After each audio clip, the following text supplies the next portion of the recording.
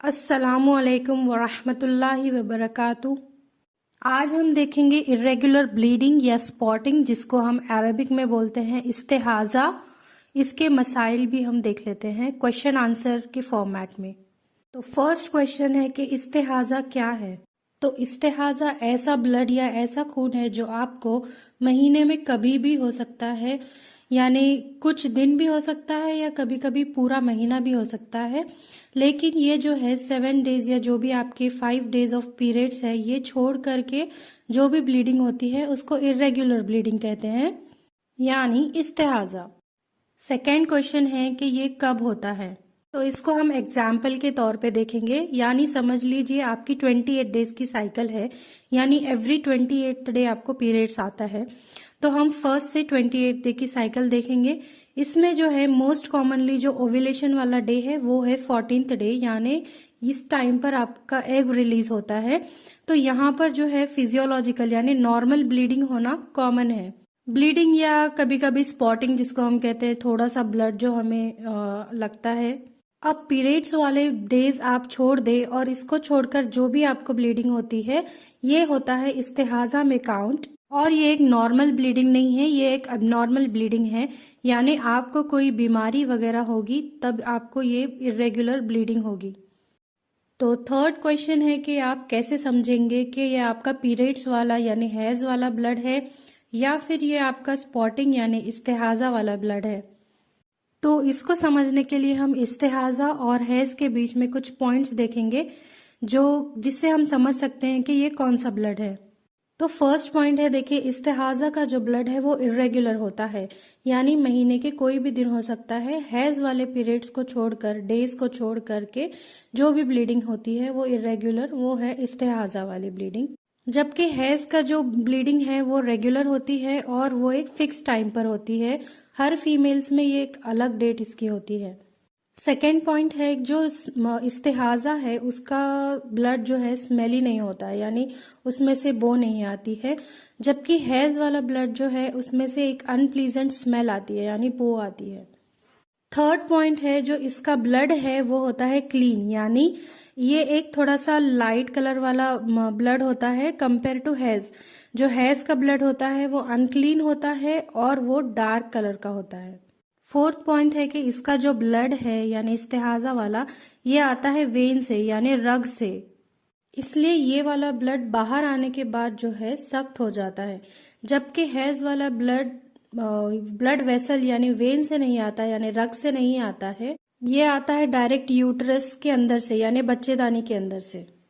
Fifth point है कि इस्तेहाज़ा वाला जो ब्लड है उसमें आप पाक रहते हैं, इसमें आपको गुस्ल लेने की ज़रूरत नहीं है क्योंकि इसका ब्लड जो है वो पाक है। जबकि हैज वाला जो ब्लड है उसमें आपको गुस्ल लेना ज़रूरी है, तभी आप पाक होते हैं। तो ये 5 पॉइंट्स हैं जिससे हम डिफ्रेंशिएट कर सकते हैं कि ये ब्लड जो आ रहा है वो इस्तेहाज़ा वाला है या हैज वाला है, यानी इर्रेगुलर या इर्रेगुलर ब्लीडिंग। तो हम इस्तेहाज़ा को हदीत की रोशनी में देखते हैं। ये हदीत है अबू दाऊद की, जिसमें हजरत उम्म अतिया रजी अल्लाह अन्हा फरमाती हैं, हैज यानी पीरियड से पाकीज़गी अता करने के बाद येलोइश यानी जो जर्द कलर का रंग है और ब्राउनिश यानी जो खाकी कलर का रंग के पानी को हम अहमियत नहीं देती थी। फोर्थ क्वेश्चन है, क्या इस्तेहाज़ा में आप नमाज पढ़ सकती हैं? तो इसका आंसर है हाँ, आप नमाज पढ़ सकती हैं। आपको ये ख्याल रखना है कि जो गंदगी लग गई है उसको आप अच्छे से वॉश कर ले, उसके बाद वुदू कर लें और फिर आप नमाज पढ़ सकती हैं। आपको इसमें नया गुस्ल या बार बार गुस्ल लेने की ज़रूरत नहीं है। फिफ्थ क्वेश्चन है, इस्तेहाज़ा में कुरान शरीफ यानी इस्तेहाज़ा की हालत में कुरान शरीफ पढ़ सकती हैं क्या? तो फर्स्ट पॉइंट है कि आप कुरान शरीफ टच कर सकती हैं, आप कुरान शरीफ पढ़ भी सकती हैं और याद भी कर सकती हैं और पढ़ा भी सकती हैं, क्योंकि ये जो ब्लड है वो प्योर है, ये हैज वाला ब्लड नहीं होता है। सिक्स्थ क्वेश्चन है कि आप इस्तेहाज़ा की हालत में रोज़ा रख सकती हैं? तो हाँ, आप रोज़ा रख सकती हैं, बस अगर कोई गंदगी लगती है तो आपको उसको क्लीन कर लेना है और वुदू कर लेना है। इसके बारे में हम हदीत में देखेंगे।